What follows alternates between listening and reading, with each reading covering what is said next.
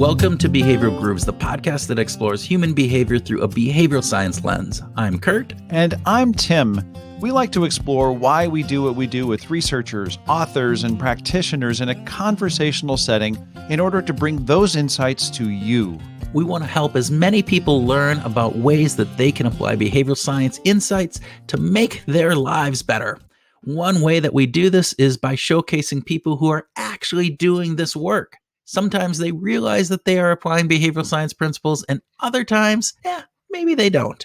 Yeah, well, today's guest is a guy who falls somewhere in between that scale. Like, he is applying behavioral science principles, but he isn't a behavioral scientist. Tim Kachuriak is a nonprofit thought leader, author, lead researcher, and speaker, as well as the founder and chief innovation and optimization officer for Next After, a fundraising research lab consultancy and training institute that helps charities, nonprofits, and NGOs grow their resource capacity.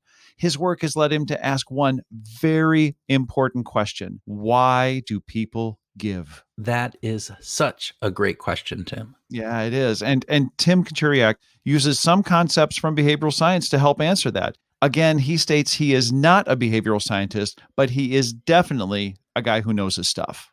I think that there is a lot of behavioral science that happens whenever anybody studies why people do anything. So when Tim asks the question, why do people give? In order to answer that, he has to understand elements of their personality, of the choice architecture that goes into it, of human biases, of the context that is taking place in. And all of that is behavioral science. Absolutely. Okay, Kurt, I got a question for you.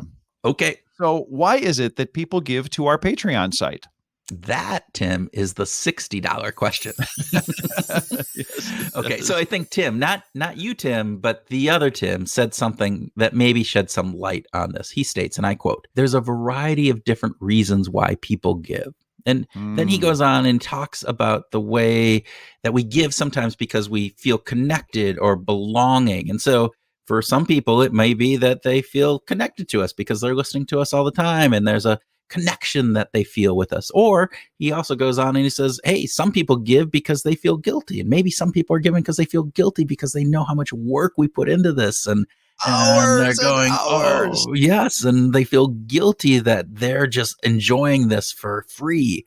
Others give because they're angry or they want to instill a change. Maybe they're angry at people who don't use behavioral science. And so they're giving to us. I think that one may not be as big of a reason people give to us, but maybe, it's interesting. Maybe. Yeah. And then there's others where it's giving because there's a relationship. Like a friend has asked me to give, and I want to make sure that I value that relationship. Oh, yeah. So, okay. If we look at the people who give, many of them we know. And so there might be some of that going on there. So I think people give for all of those different kinds of reasons, or probably just because they feel sorry for us. I think that's probably the biggest reason right there. All right. So with that, please sit back with a big, giving, and generous heart and listen to our conversation with Tim Kachuriak.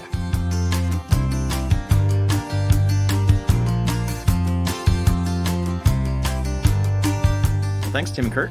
Great to be here. We are really excited to have you. This will be an interesting conversation.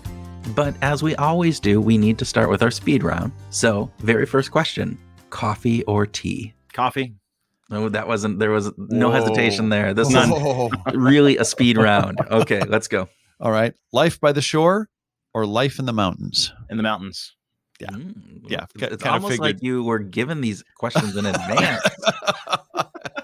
Tim, what did you do? Did you? No, I know he has the same first name, but this isn't this. We don't just let that go. Mind melding, Kurt. It's a mind melding. All right. Would you prefer to have dinner with your favorite musician or your favorite athlete? Musician. Okay. Anybody come to mind? Trey Anastasio. Ooh. Oh, yeah. Trey. Yeah. Wow. Okay. Going fishing. Okay. It'd be a weird conversation for sure. Yeah. It'd be fantastic because he's a smart guy. So brilliant. Yeah. Okay, cool. Okay. Last speedrun question. To what degree do donors of nonprofits act rationally when they make their donations? None. Zero. Well, let's talk about that a little bit. Why and how do you come to that perspective so quickly? Well, I heard it once described that, giving is a incredibly irrational decision. And when you think about it, like it just doesn't even make logical sense. I'm going to go give my money and somebody else or some other organization or thing is going to actually receive the benefit. So like that just doesn't quite make sense. But yet people do it every single day. I mean, just in the US last year, $452 billion was given by individuals to charitable nonprofit organizations. So there's something to it, right?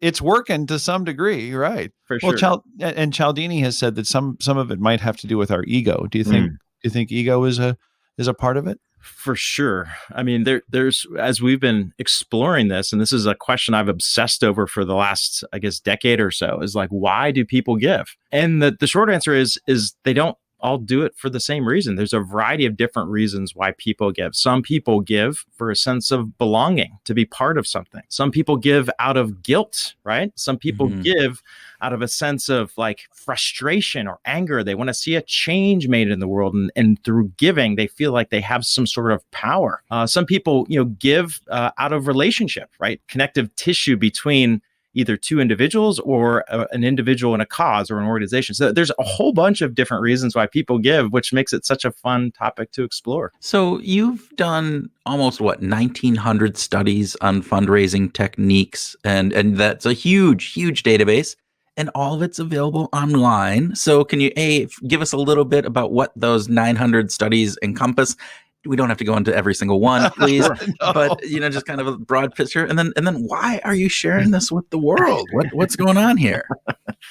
Well, I'm insatiably curious by nature, and I've been a consultant for most of my life. Before that, I worked at a nonprofit organization. And, when people look at you like you're the expert, it puts a lot of pressure on you, right? and like, 'cause we know deep down inside that we don't have all the answers. Yeah. And so when I discovered like testing and experimentation, I was like, wow, I finally have figured out the way to go find the answers. We can use the web, which is the world's greatest behavioral laboratory that's ever existed, to run real rigorous scientific experiments to try to figure out what works and what doesn't work. So that's really what started all of this testing stuff. And it's not, unique to Next After or to me or to anybody else in the space. Everybody is doing this stuff. But I guess the sharing aspect of it, we're like, well, we don't want to keep all this to ourselves. This is pretty cool stuff. And so we just started putting it out there. So you're being altruistic yourself with just here. This is like you're giving. I see how this works. Well, you're if I hear you correctly, you're kind of saying that all nonprofits to some degree are testing, that they're trying different things. First of all, do I get that right? Many are. I would say not all of them, but it's a very common practice in the for-profit space, like conversion rate optimization and decision science and behavioral economics are things that are much talked about, especially in the e-commerce world. And me, I'm just kind of like saying, well, how do we bring some of that stuff, some of that thinking that you guys talk about all the time over into our nonprofit space so that we can benefit from that? But yes, there is a lot of testing. I mean, traditionally direct mail and traditional direct response channels have been used to test different messages, but the web makes it a lot faster and a lot more fun. All right. So I have to ask this because my wife, when she found out I was talking to somebody in this space, she said, so we got 11 or 12 calendars in November and December from nonprofits because we signed up to one or two we gave and we're now on these lists. And so we get them all from these things. And then, once that ended, now it's mailing labels, right? We have drawers and drawers full of mailing labels. We have more calendars than we can ever use. And so you're saying they're experimenting, but obviously it seems like everybody is jumping on the same bandwagon with the same type of approach. And is there a rationale behind that? Have they found that, hey, mailing labels really work, and so therefore I'm going to send, everybody's going to send that? Or is it just lazy people doing it? Or is there some other answer to that?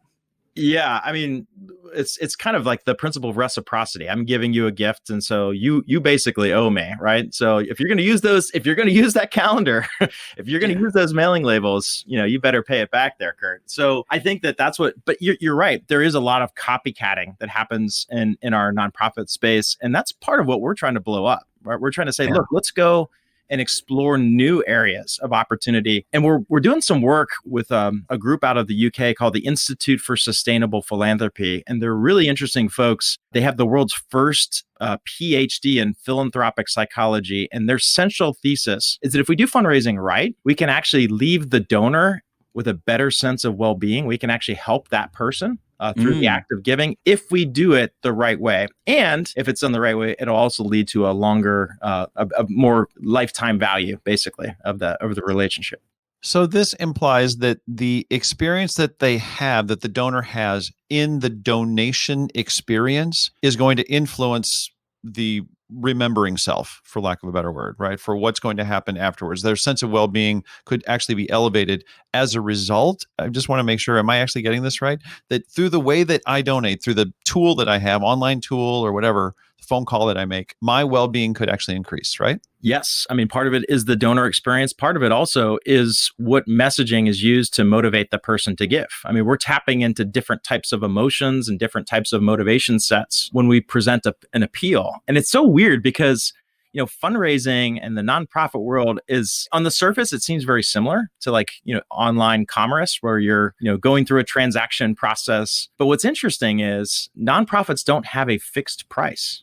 Right? We benefit from price elasticity. Our customers decide what the price is. The donors decide how much they're going to give, right? So if I can actually paint a more vivid and powerful picture of the impact that the donor can have through their gift to this organization, not only do I influence greater conversion, meaning more people give, but they give at a higher rate, right? I influence my price. So it's pretty cool. So Tim, I think you started going down this road. You talked about vivid and various different pieces, but what is it about those communications that you're finding? What are some of those pieces that you're finding that help people feel that sense of worth that comes out from actually donating? We've spent an awful lot of time really trying to analyze messaging that really, you know, moves to inspire people to give. And one of the things that we've discovered is that any effective message has to flow from an organization's unique value proposition. And the term value proposition is actually not used all that often in the nonprofit space. It's probably very common in the for-profit world. But as we started to explore value proposition, and we did it through a mystery donor study. So basically what we did is we went to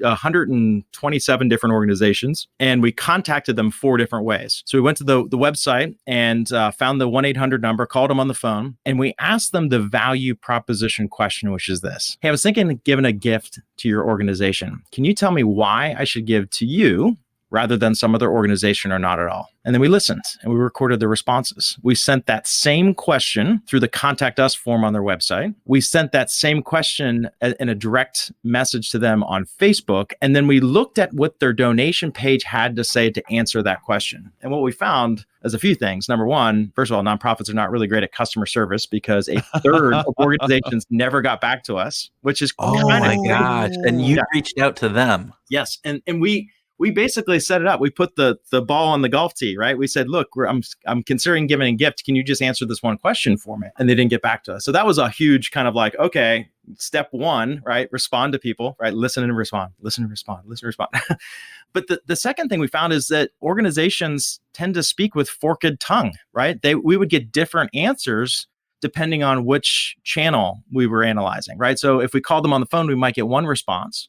But when we received an email back from them, it was completely different. And then if we looked at their donation page, it had something completely different altogether that it was communicating. So there seems to be a challenge around communicating the ultimate reason why somebody should give with one voice. But as we started to like peel away the layers of the value propositions and score them, we found that there's like kind of 4 key dimensions that really make up an effective value proposition. And I think that this applies to for-profit as well as nonprofit market. The first, I guess, dimension of the value proposition is appeal. It has to be something that people like, that they want, like a desired change they want to be seen made in the world. Number 2, it has to be exclusive. So exclusivity is the second dimension. It has to be unique to the organization. If I do something that's very, very appealing, like feed people that are starving, right? But there's 100 other organizations doing that, the number of organizations dilutes the potency of my appeal, right? So that almost acts as like a denominator. The third dimension is credibility. people have to believe it. They have to believe you. They have to trust the fact that when they give their money to you, that you're going to actually do what you say you're going to do with it, that you're not going to like waste their funds, but you're going to put it to work so that it achieves that impact. And then finally, this is the ultimate bedrock of an effective value proposition, is clarity. People have to understand it. And this is the part that's so hard. And I think it's hard for every single organization. We're so in the weeds inside of our own, world. We can see the incredible impact that our organization's having in the field and the valley below, but the donor can't see it because their vision is obscured by what's directly in front of them. And oftentimes what's in front of them are things that we control. It's our messages. It's our emails. Yeah. So going back to this exclusive and unique, this is a great example. There are potentially hundreds of organizations who are raising money to feed starving kids. Yes. So how does what would you advise a company to do when they are one of 100 companies? How can they make their message more unique, I guess, in an authentic, incredible way? Without taking a direct jab at their competitors, right? Because that's really not advisable in the nonprofits. It's not cool in the nonprofit space to do that. But without doing that, they have to explain how specifically they're going about solving the problem that's unique, that's effective, that's, and this is where, you need to bring in the credibility piece, like the evidentials, like the facts of the matter that's proving that your way is unique and better and effective and all those things, right? So they have to be able to kind of like lean into that and explain a different angle perhaps that they're taking with the issue. So it sounds to me like those four components all work together on this. And so as you were just mentioning, right? All right, maybe exclusivity we don't have. We have 100 different organizations, looking at food scarcity or various different pieces. Then I have to ramp up those other three components within that convention. On the contrary, if I am the only one that is doing this, not saying that I want to dilute the others, but they're not necessarily as important in order to make that end result of what we want to get to happen. That's exactly right. And you're right. You could be very unique in what you do, but if it's not very appealing to anybody, it doesn't matter, right? I don't want it. It's not the kind of change I want to see made in the world. So you're absolutely right. These work together. Now, I want to give you like a couple practical things that we've tested and experimented with to try to enhance these different variables. So for example, addressing the issue of credibility. Okay. So how do I prove that my organization is trustworthy? How do I prove that you can actually feel secure in giving to me? So this is especially true online. People, when they go and make transactions online, they're on an offensive kind of position, right? I'm in search of gain or in search of completing this thing. But there's also like a defensive point of view too, right? Because like there's a lot of bad stuff on the internet, right? There's spamming and phishing and spoofing, and there's all these things where people are trying to take my data and use it for bad, evil purposes.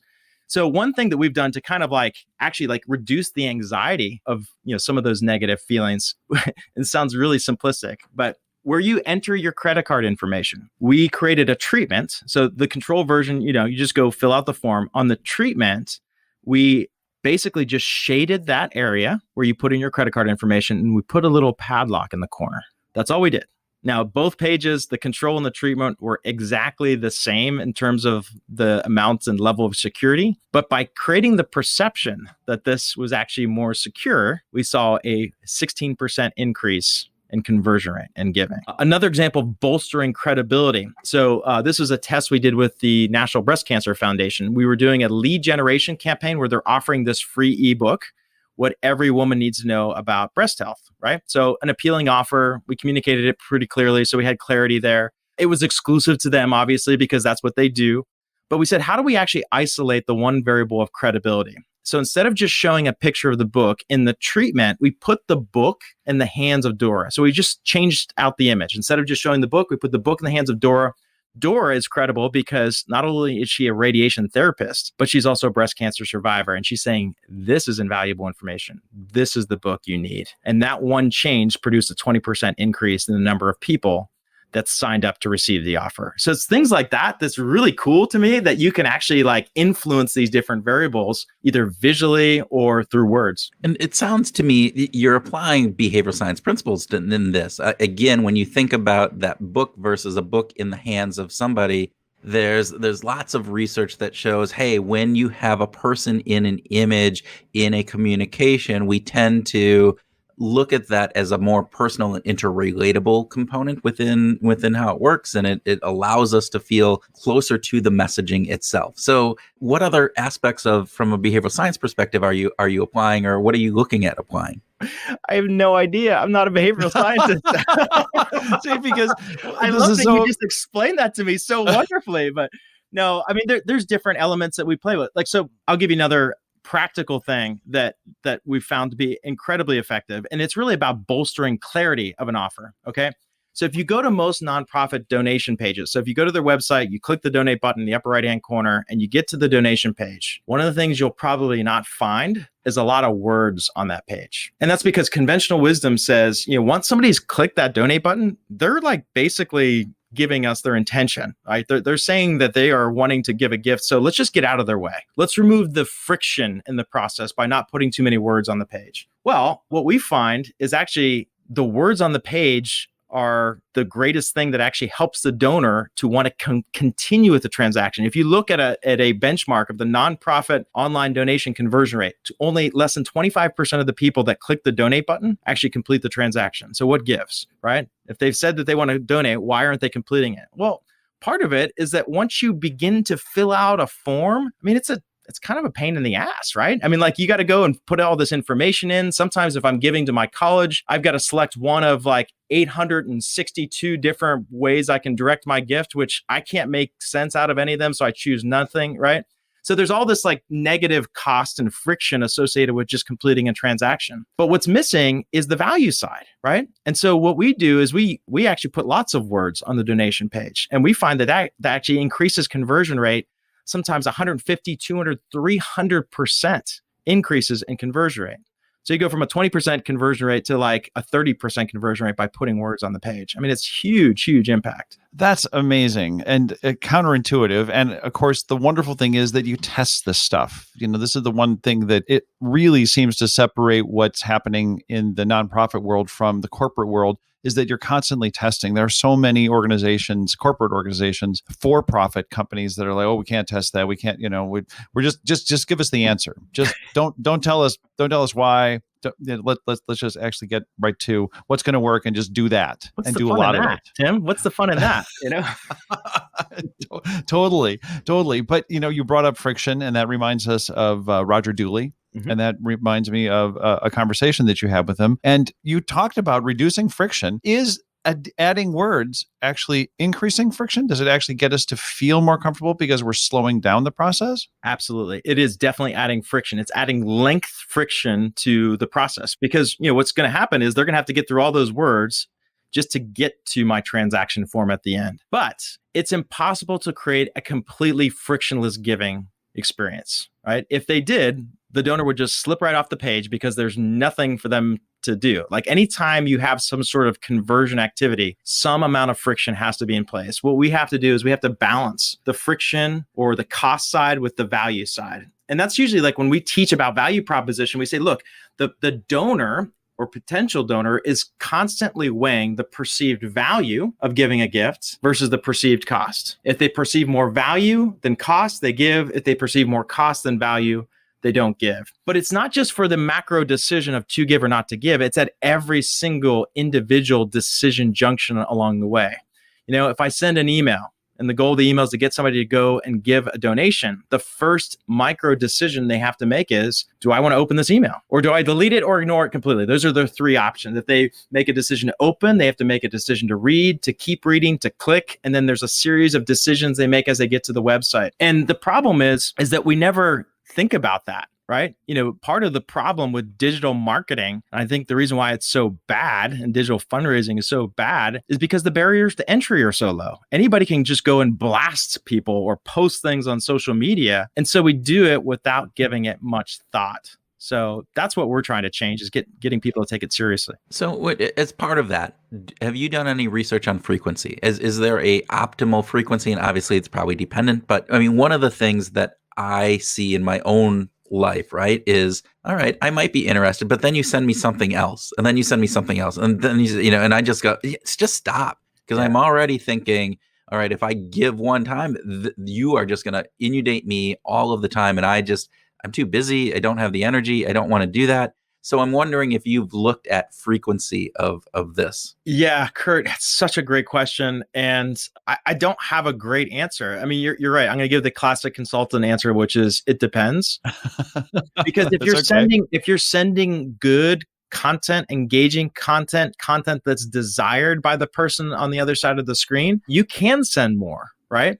And we've done experiments around frequency. I remember one group we were working with, very large national nonprofit organization, and they came to us, they said, hey, we need your help because our online giving, especially our giving from email, has fallen off a cliff and we don't know why. And so we went and looked at data. We looked at a 6-month snapshot of data, and we noticed that the volume of communications that they were sending remained relatively consistent for that entire 6-month period of time. But then we started to peel back the layers and look at 2 pieces of data. One was the percentage of people that actually open and read a message versus the percentage of people that delete without even opening. And that red line, the percentage of people that delete without opening, was way above the green line, and it was consistently so. And then we looked at one additional piece of data, which was the overall weighted inboxing of emails. So this is going to get a little bit technical and wonky, but basically like Gmail and Yahoo Mail and like basically all the big mail providers, they're looking at engagement of your email. Like they're not looking at what you're doing, but they're looking to see, are you engaging with different kinds of senders? If not, they want to give you a better quality experience because you are their customer. And so they'll take those emails that are not being opened by you and they'll put them into the spam folder or the promotions tab, right? And that is like basically like the email graveyard, right? Once you're in there, like you're done, so no good luck trying to find an email in there. Right. So what we looked at is the average weighted inboxing was about 78% at the beginning of the 6-month window, and it went all the way down to 38%. And it was because they were not paying attention to that data. They were not listening to what their donors were communicating through their behavior of saying, no, I don't want this stuff. So anyway, they were sending 2 email appeals every single week. And we said, look, you got to stop that. And they're like, we can't. What else you got? They're like, well, come on. Like, this is part of the problem is you keep sending and people are saying, I don't want to receive that. They said, well, we've got revenue targets we have to hit. We can't afford that. We said, okay, fine. What if you send more? And they're like, okay, tell us more. We said, but this email will let you send 1 additional email every week, but this email cannot ask for money. This email has to actually provide value back to the subscriber. And there's a variety of ways we can do that. We can share stories with them. We can give them gifts, right? Like give them content and ebooks and videos and things that are going to basically report back on what their gifts have done. And so we did that for a period of 6 months. And what we found is that the average email engagement went up 80% by doing that. Not by sending less, but by sending more. So we increased the frequency. And then the other positive thing is actually the giving through email went up by about 30% across all segments. And that's donors, non-donors, lapsed donors. So it was a very, very positive thing. And it speaks to your question about frequency. So it really depends on what you're sending. If you're sending just like asking people all the time, who wants to be around a person like that? If I called you up, hey, Kurt, can I borrow your hammer? You know what I mean? You're like, dude, get away from me. Well, and I love the classic consultant answer. It's the classic research answer as well, right? It depends. What is the context? What is everything else that is going into this? But I love how you talk about it's this element going back to your 4 pieces, right? There's the appeal, exclusivity, credibility, and then clarity. It's all right. So what piece of that, what part of that value proposition are those 2 emails doing? And by adding a third, we're actually helping out on that value proposition as opposed to taking away from it. So exactly. I thought that was really good. Yeah. So what about credibility? This crossed my mind when you were talking about it earlier. I think about like Susan G. Komen has come under fire recently, in recent years, for spending a lot of money on things that are marketing oriented and not actually on research. And did that actually, discredit them in a meaningful way? Can companies, nonprofits still effectively raise money, even though they're getting bad press about how they're spending their money? Yeah, Tim, I'm so glad you brought this up. There's a wonderful podcast from about probably 10 or 15 years ago. Not a podcast, I'm sorry. It was a TED Talk, a guy named Dan Pallotta. I guess it was like the middle of March last year. I went to my CTO and I said, have you been like seeing that like John Hopkins cool little data visualization thing that's been tracking the virus. I said, we do all these mystery donor studies, which means we subscribe to hundreds of different organization stuff, and they all pour into this aggregate donor inbox. I was like, we've got all this really interesting data.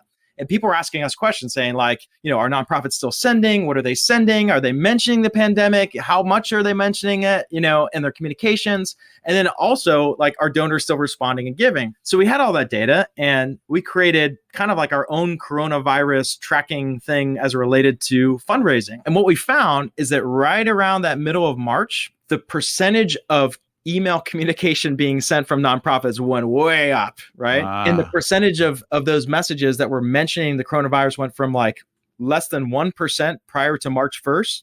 After March 1st, it was as high as 75%. So of all messages being sent was mentioning the pandemic in some way. And that's interesting in and of itself. And, just to see those fluctuations for how nonprofits responded. But what's more interesting is how donors responded. And this to me was like so cool. And it just like, I guess, ignites my spirit with like the power of generosity. Giving starting in March went up, and it stayed up year over year, month over month, and some as high as like 74% higher than the previous year in a given period. So people were just responding very positive. I know that the pandemic has economically affected a lot of people, but the people that have not been economically affected, they have more money than they have in the past because they're not taking those trips to Disney and they're not going out to dinner every night, right? And we're constantly being like bombarded or shown like these stories of people that are suffering, right? And I think it's created a lot of like pooled empathy, and it's really cool just to see how people have responded during that. Well, going back to what you said at the very beginning, you said different people give for different reasons, and one of the ones that you mentioned was guilt, and I could see. As you said, there are a number of people, I'll include myself, who really haven't been impacted by this. And yet we know you see out there all of these images, all of these stories of people who have either economically or, from a health perspective. And there is a sense of guilt that goes along with that. So I'm maybe giving a little bit more to alleviate that sense of guilt of, hey, I'm the lucky one and others aren't so lucky. Yeah. And I mean, you call guilt, I call it gratitude. So like, I mean, honestly, like I'm an optimist, man. Come on. There you go. Right. But no, my company has had a record year this past year during the pandemic. And it's because, when all these nonprofits are forced to shut down their fundraising events and figure out how to make up that lost revenue, digital has really been the answer, So we've been very blessed during this time. And yeah, I mean, we are very much like giving back and pouring out because we're grateful, right? And we know that not everybody's in that same position. Thank you for reframing it that way. That's actually a really nice way, and we should be thinking. And I'm being a little facetious, but there's reality there, right? And you do know this with all of your messaging you do. The way that we frame how we think about things really impacts the way that we behave, and that is a key piece of this. So thank you for doing that. You're welcome. And this should probably go without saying, but you're in the business of raising money for nonprofit organizations that are doing virtuous work. How do you make sure that you're sort of staying true to an ethical approach with when you're counseling, these organizations? Because these are very powerful tools that you're talking about. How do you make sure that you're staying on an ethical course? Yeah, that's a great question, and it's an open question that we're having, especially as it relates to like experimentation and testing. Just because we can doesn't mean we should, right? And that is honestly like a question that we're having to have with some of our clients, right? So yes, you can raise a lot of money by getting people all pissed off about, politics or whatever, but like, is that really good for the person?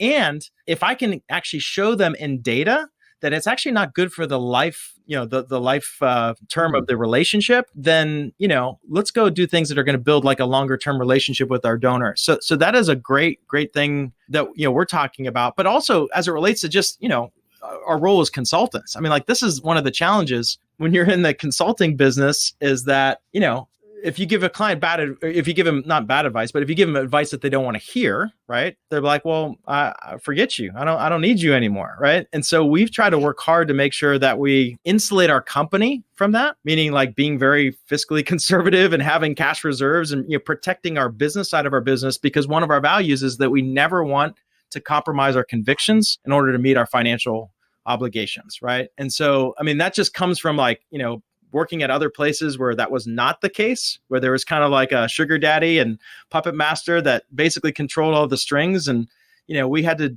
basically give our clients bad advice, and we don't want that. Yeah, that's fantastic. No, Tim, I just saw, I'm assuming that you were going to start asking musical questions because it's about that time and I see that little glint in your eye. You get all excited. So I just wanted to offer up this opportunity. Am I so transparent? Yes, Wow. you are. You know. Tim, let's talk about music here for just a little bit. What's on your playlist these days? It's a weird time of year for me. So Sirius, for I think the last month or so, had the Billy Joel channel, and I just love Billy Joel. Singer-songwriter, just great, like storyteller. It's just so vivid. The best song ever is Scenes from an Italian Restaurant, which is like a potpourri of like 4 songs that have been like weaved together in some sort of weird way that works. So I've been listening a lot to Billy Joel, but then I'm a big Fish head. So we were talking a little bit earlier about who I'd like to have dinner with, and like Trey Anastasio. So I usually kind of cycle through some old shows that I've attended in the past, and it just kind of takes me back there. Yeah. So like, do you, are these bootlegged, and you actually go back and find the show so you can, the very show that you were attending and listen to that? But it is not bootleg, Tim, by any means. I mean, this is a very sophisticated operation. If you go to livefish.net, I mean, it is high quality stuff. High quality. Yeah. So this has gone beyond the Grateful Dead days of swapping tapes and doing different things. So they've gone digital. They've gone upscale on all this. Oh yeah, big time.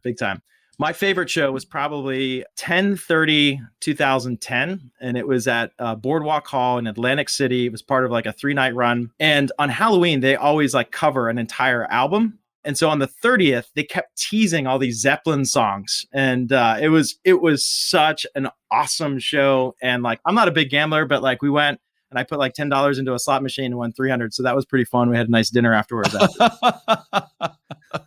That's pretty amazing. So that's pretty cool. Okay. So has your playlist changed at all during the pandemic? I don't think so. I mean, I kind of not listening to you haven't changed your tastes in general, do you think? No, I mean, I guess good. I probably could have used this opportunity to like explore, the musical realm a bit more, but I didn't. I stayed.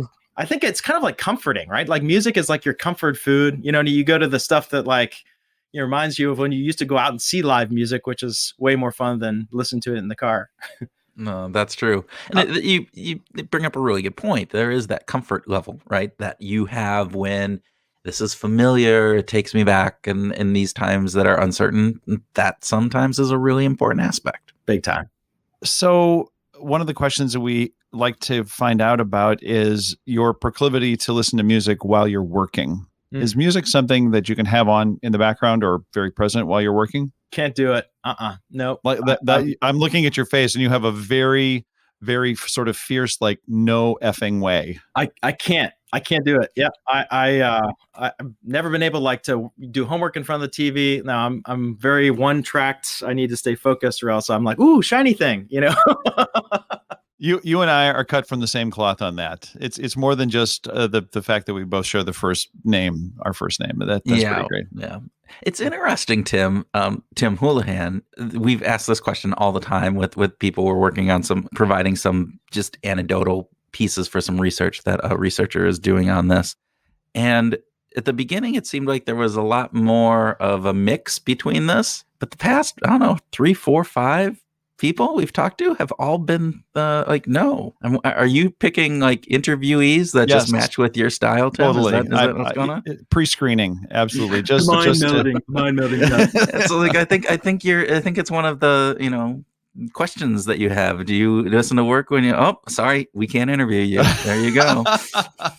No, I do have just one last question, and this is just a little off topic, but Kurt and I have been talking about what it's like to be in the groove. Do you find yourself that there are certain situations where you feel like you're really in the groove or not in the groove? And is there something that you do to influence whether you can or can't be in the groove? Yeah. So I've been a public speaker for the last probably 12 years, like just going to different conferences.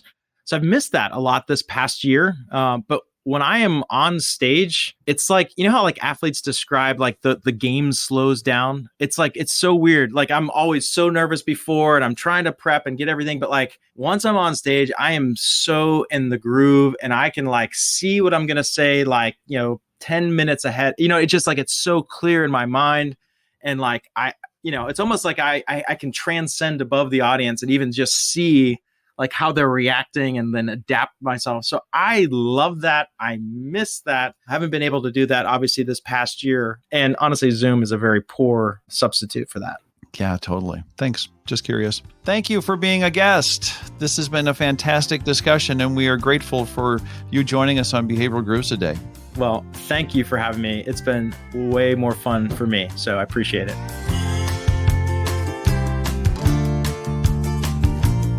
Welcome to our grooving session where Tim and I groove on what we learned from our discussion with Tim Kachuriak, have a free-flowing conversation, and talk about whatever else comes into our giving minds. That just sounds so sweet, doesn't it? It is so lovely and pro-social. Yeah. Yeah. Well, if only we were as generous as you're painting us out to be in that.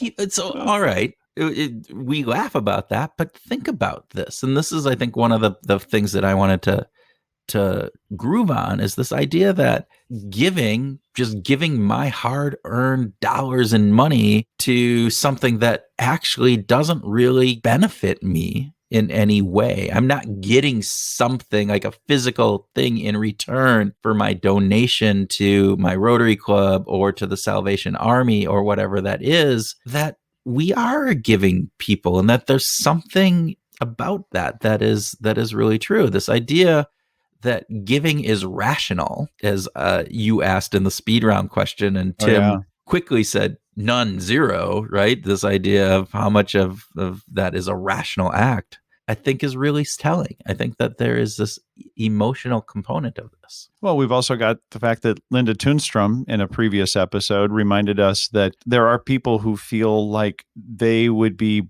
better off in the donation that they make if that donation were in the form of a thought and prayer rather than in cash. Yeah. And there are actually some people on the receiving end that feel like they would prefer to get a thought and prayer over the cash. And it's like, okay, so that doesn't make a lot of sense to me, but that is absolutely not rational, at least from a rational actor perspective. So there is really no good reason to donate at all from an economic perspective, is there? Well, so this goes into an interesting piece, right? So if you are a classical economist, people give. So you have to figure out there has to be something there to give. Otherwise, we wouldn't give. Utility of some kind. Yeah. They talk about utility. And if you think about it from a behavioral science perspective, we're getting some emotional value from that giving. Yep.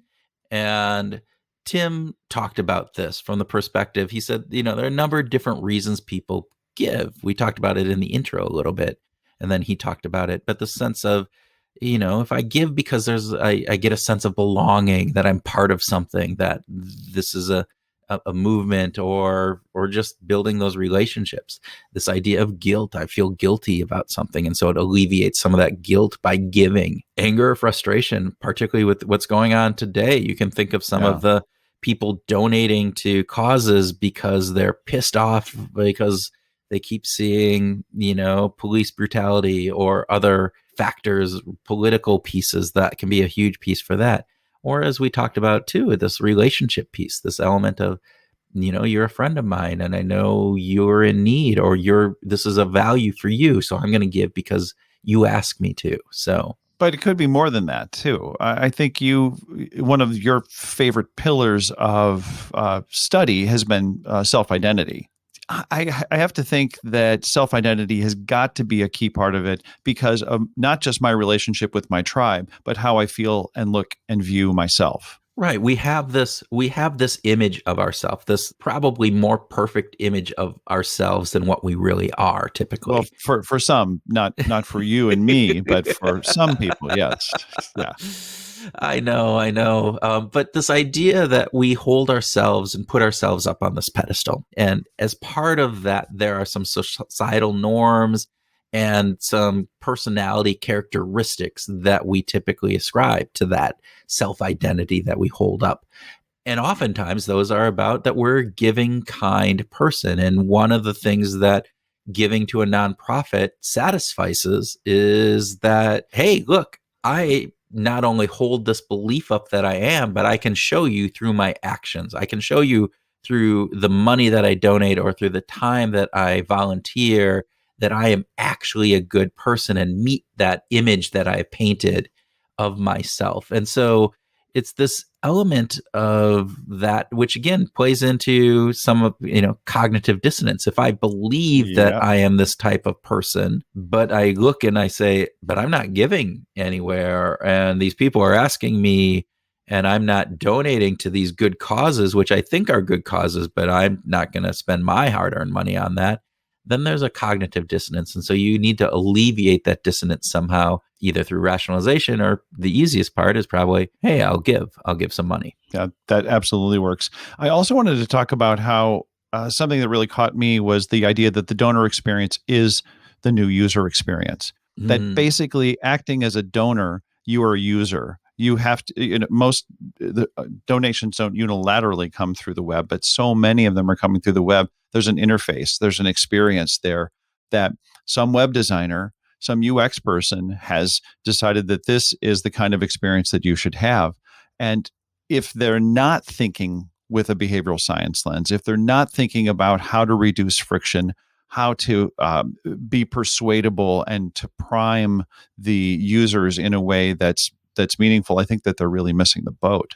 Well, and I think that's a lot of what Tim Kachuriak's research and his study is on, which is the value that he's trying to bring to these organizations, is this idea of saying, hey, you can apply some of these behavioral science insights and methodologies to your work, and you can improve that user interface. And I love this piece that he said that you were talking with him about, this idea that, actually improving that donor experience in messaging, or how you're motivating or tapping into the different types of emotions that people use, is this actually can increase people's value, that emotional value that they get out of that donation. So yeah, not just the donation value, but how people feel about it. Right. So again, that utility, that emotional value that we talked about prior to this, is impacted by the UX design, by that user interface, by the conversations that you have with that person who is coming to your door, and what the script that they have says, or all of those different types of interfaces, the email and how they're framing, and the value proposition that they put forth. And I think a lot of Tim's work is looking at some of those pieces. I love this piece where they were, again, doing classical UX design, where, hey, by shading in the area where you put your credit card information and putting that little padlock in the corner, that increased donations or conversion rates by 16%, right? Because you're bolstering credibility and doing different pieces. All of this comes back to whether you're trying to reduce friction or increase friction, whether you're testing shading or not shading, the padlock, the non-padlock. It's about testing, right? Yeah. And this is something that Tim does a great job of focusing on, is bringing that scientific mind to the situation, to the context in which people are making their donations. Test it. Be a scientist. Use the scientific method. Study it. Figure out which works best. That's the fantastic message that comes from that. I agree. And I think there is an aspect of that too, that go beyond your standard A/B testing and utilize insights from behavioral science to inform how you're structuring your A, B, C, D tests. In other words, this idea of understand that we are human beings and that we have certain biases. So losses sometimes feel more painful than equivalent gains. So can you structure your message from that perspective, and utilizing some of these behavioral concepts in order to improve how that is? And I like this. I mean, obviously we've talked about the ethics of some of this stuff and how you're using this different pieces, but there is this interesting piece. And this is something, again, going back to the beginning of this, is that by changing the user interface, or by improving that donor experience, that you're actually adding value for the donor is really interesting to me. And it's that concept of the $10 bottle of wine, that when people believe that it's a $90 bottle of wine, even though the wine is exactly the same, they experience it differently. And there's different regions of their brain are activated when that happens. And thus, that wine tastes different because of how it is perceived by the person. And what I'm getting, what I'm hearing Tim talk about here is that perception of things can really impact the value that people get out of working with a nonprofit or an NGO. Absolutely. All right. What else, Tim? Well, I'm interested in the Susan B. Komen stuff that we brought up, that I brought up, because I sort of have this issue with non-efficient pro-social organizations. Yeah. An organization like Susan B. Komen that spends a lot of the funds that they raise on raising more funds rather than just donating more of those funds to the cancer research that they say they're supporting was hard for me. But Tim brought up a really good example. Like when he walked through this, okay, one company raises, one organization raises $100 million with only 50% efficiency. That's still $50 million that goes to their designated causes. Whereas an organization that only raises $1 million, but with 99% efficiency, that's only $900,000 that goes to have an impact on the causes that they're trying to support. So on one level, I kind of get, it might be a rationalization, right? It might be resulting, but I kind of get this idea that it is good to have bigger impact, because the bigger impact, the greater the outreach. And I think that there is something positive that comes through that. Yeah. But again, you can take that same example, right? And to your point, if I'm an organization that raises $100 million, but I'm spending 85% or 90% on marketing, and so I'm only 10 or 15% efficient, that means I'm only bringing in 10 million or 15 million. And so compare that to a $10 million organization that is 95% efficient, and you're bringing in, what is that, $9.5 million, right? I'd rather give to that other one, partly because for me, I know that when I'm giving that dollar is going to the end user or the cause that I am focused in on, as opposed to the administration and the marketing and the other facets that go into this. So I feel better about my giving, which gets into some of the psychology behind why people give. If I feel like I'm giving $1 and only 20 cents or 15 cents or 10 cents of that is actually being used for the cause or to the people, I'm less likely to give, I think. And this gets to your motivation, and I'm cueing into this because it feels very similar to my motivations for giving. At the same time, a Susan B. Komen cancer research fundraiser gets a lot more dough in. They get a lot more people involved. They have a lot more eyeballs looking at the issues, and there is something to be said about TV advertising, like on pet rescue and children's hospital issues and things like that has got to be very expensive in prime time. But they're doing it because it works, because they are actually generating more revenue that way. It's the old, you have to spend money to make money. Yeah. Right. And I think it's important. It is important. And to the degree that, Tim talked about this, is this concept of, look, if you're going to cure cancer, you need a big budget. Right. You're not curing cancer with a $500,000 budget. You're needing multiple hundreds of millions, if not billions of dollars in order to cure or to solve some of these entrenched large scale pieces. And so there is this fine line that people need to walk. There's this sweet spot between efficiency and impact, and either way is probably not optimal, right?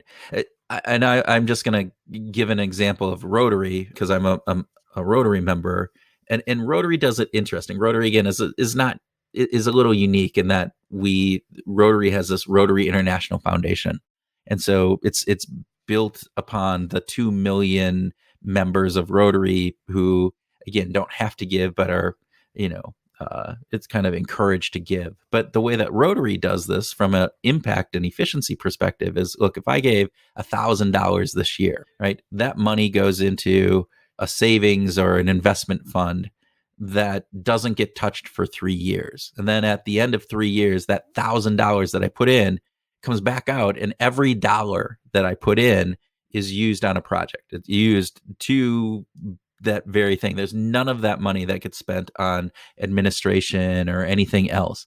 But all of the interest or the money that was earned by holding that money for 3 years is what's used to fund all of the logistics and the administration and anything else that goes into that. So it's a unique method of doing it, and I think it's really good. I thought that was cool. The one last thing I'd like to just quickly touch on is this concept, and I think it's important because Tim brought up this idea that when they were doing some of this research with these organizations, the 1,900 companies that they were looking at, that they had donated to, and then waiting for their donation, and then reaching back out to them, and he talked about how, and let me get this is so he said, quote, "So if we call them on the phone, we might get one response, but when we receive an email back from them, it was completely different. And then if we look at their donation page, it had something completely different altogether than that it was communicating." And this goes into this concept of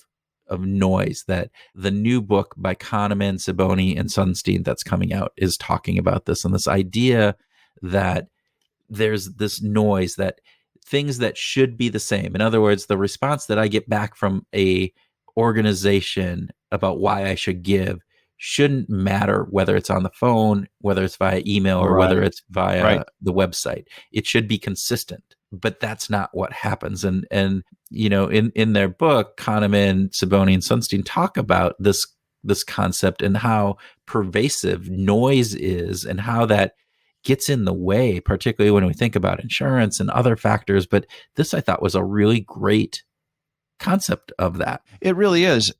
And we just got advanced press copies of the book, so we haven't gotten through all of it. But we know the basic premise about noise based on an article that an HBR article that Linnea Gandhi and Danny Kahneman wrote just about a year ago. And noise gets in the way of not just making good decisions, but also in the way of how we feel, right? There's an aspect to how if the more noise there is in the system, it's going to be harder for us to sort of sift through how do we feel about this. The more clarity there is, the more on target, the more signal, as they say there is, then we're more likely to be able to act quicker, more efficiently, less friction, all those kinds of things. And when nonprofits are really filling their communication channels with noise, it's going to make it more difficult for even those donors who have already given to come back and give more. And this plays out beyond even nonprofits, right? This plays out into businesses in general.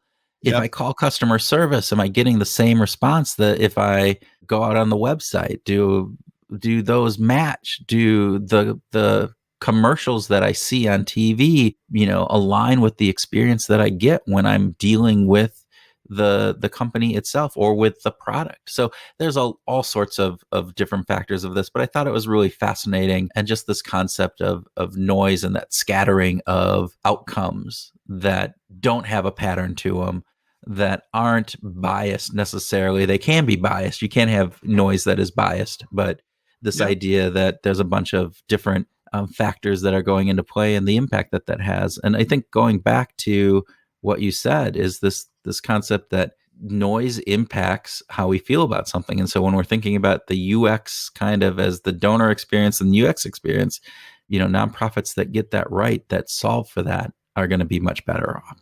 So Groover's hanging around. We're just going to come right back with a bonus track. Kurt's going to deliver a bonus track too. This is going to be fantastic, full of wonderful value. In just a moment. You're creating noise, Tim. You're creating noise because it'll be splattered all over. But yes, stay tuned.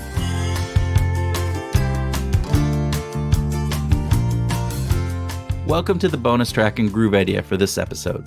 Our conversation with Tim Kachuriak highlighted a few concepts for us, some of which were larger philosophical questions, while others were more practical. It starts with the idea that giving to a nonprofit doesn't really make a lot of rational sense.